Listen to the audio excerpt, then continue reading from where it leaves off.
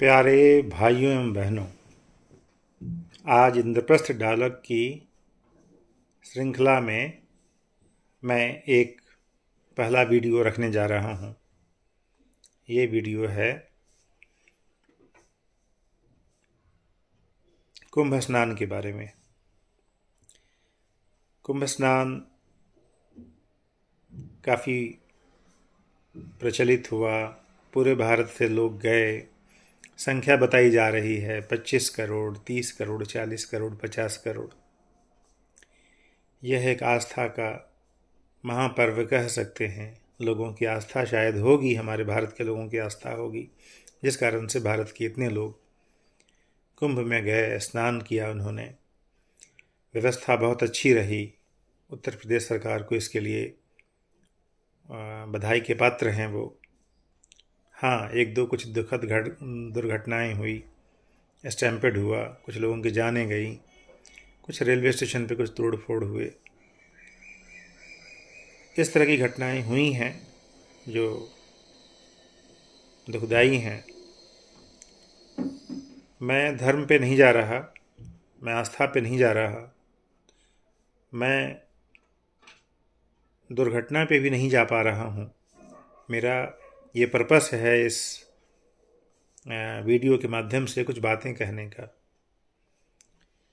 धर्म, आस्था के बीच में एक बहुत भिन्न लाइन है। इसको डिफाइन करना बड़ा मुश्किल है। मेरी आस्था मेरे कर्म में हो सकती है, मेरी आस्था मेरे पेरेंट्स में हो सकती है, मेरी आस्था मेरे बच्चों में हो सकती है, पत्नी में हो सकती है, किसी भगवान में हो सकती है, किसी पहाड़ पे हो सकती है, किसी पत्थर से हो सकती है, किसी हम जो stones and James and jewellery पहनते हैं जो उसमें हो सकती है, किसी पंडित जी में हो सकती है, किसी साधु, महात्मा, फकीर, तंत्र, पुड़िया, दिशा, किसी चीज़ में हमारी आस्था हो सकती है। आस्था आदमी को बल देता है और इसलिए आस्था पे कोई क्वेश्चन नहीं है। लेकिन हमारा ये कहना है कि किसी भी चीज़ की अतिशयता, ज़्यादा यूज, वो हानिकारक होता है। नमक जरूरी है, लेकिन नमक की अधिकता हमारे खाने को खराब कर देगी। उसी प्रकार हमने देखा कि हम रामलला की भी स्थापना हुई, हम वहाँ पर भी गए, हम कुंभ में भी गए। साल में एक बार कांवड़ यात्रा आती है, लोग उसमें भी शामिल होते हैं, जाते हैं। सड़कें ठप हो जाती हैं, यातायात बाधित होता है। मेरा अपना मानना है कि हमारे संविधान में हमारे कुछ फंडामेंटल ड्यूटीज़ में एक ड्यूटी ये भी है कि हमारे अंदर कर्म की प्रधानता होनी चाहिए और हमारे अंदर किसी भी चीज़ को लॉजिकली क्वेश्चन करके, एनालाइज करके देखने और समझने की क्षमता होनी चाहिए। हम किसी चीज़ को ऐसे ही टेकन फॉर ग्रांटेड नहीं ले लेंगे। किसी ने कोई कहानी सुना दिया, उस कहानी को हम नहीं मान लेंगे। किसी ने भगवान जी के यहाँ अर्जी हमारा लगा रहे हैं, हम उस अर्जी को नहीं मानेंगे। मेरा मानना है कि किसी को नहीं मानना चाहिए।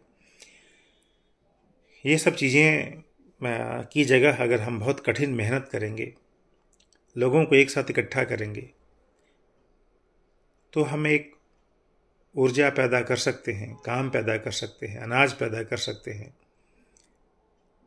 अपने आप को ठीक से रख सकते हैं, स्वस्थ रख सकते हैं, मानसिक रूप से, शारीरिक रूप से। नई दवाओं का इजाद कर सकते हैं, नए सॉल्यूशंस बना सकते हैं, दौड़ सकते हैं, दौड़ कर अपने आप को फिट रख सकते हैं। ये ज़्यादा ज़रूरी है। हमारे कोई भाई बहन जो थोड़े अक्षम हो गए हैं, उनकी मदद कर सकते हैं, उनको हॉस्पिटल पहुंचा सकते हैं।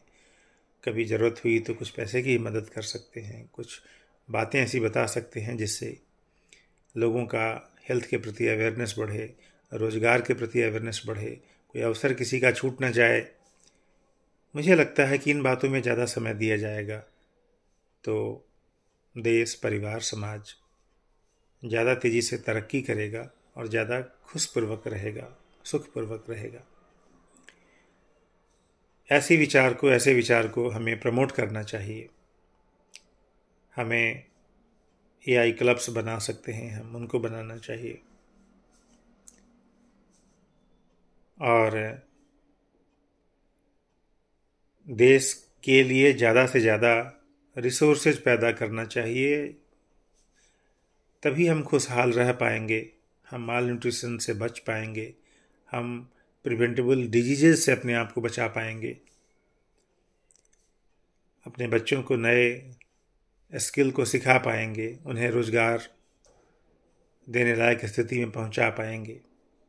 हम भारत के प्रोडक्शन हब बन सकते हैं, हम पूरे विश्व के अनाज की टोकरी बन सकते हैं, हम पूरे विश्व के सर्विसेज के सेंटर बन सकते हैं, हम पूरे विश्व के स्पिरिचुअल गुरु बन सकते हैं, उनकी मिसअंडरस्टैंडिंग को ख़त्म कर सकते हैं।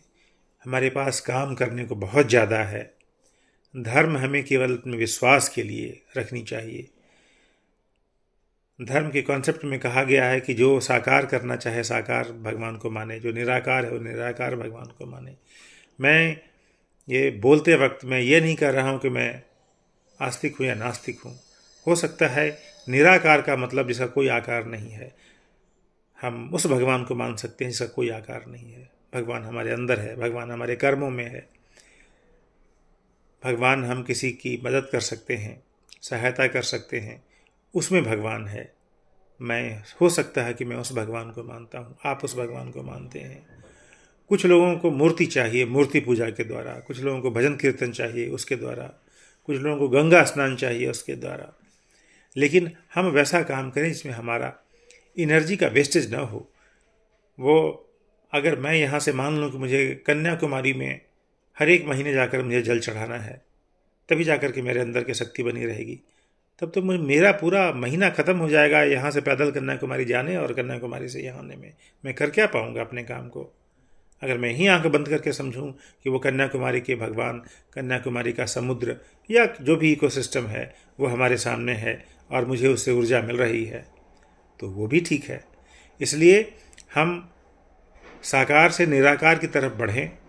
हम सब लोग भगवान को अपने हृदय में मानें, भक्ति को अपने हृदय में मानें, आस्था वहीं रखें और जितना भी हमारे पास समय है उसको सदुपयोग लोगों की मदद में और देश के उत्पादक तत्वों को बढ़ाने में हम लगाएं। मेरी यही आशा है, इच्छा है और एक लोगों को एक संदेश भी है कि लोग उस तरह से काम करें, वो ज़्यादा अच्छा रहेगा। धन्यवाद।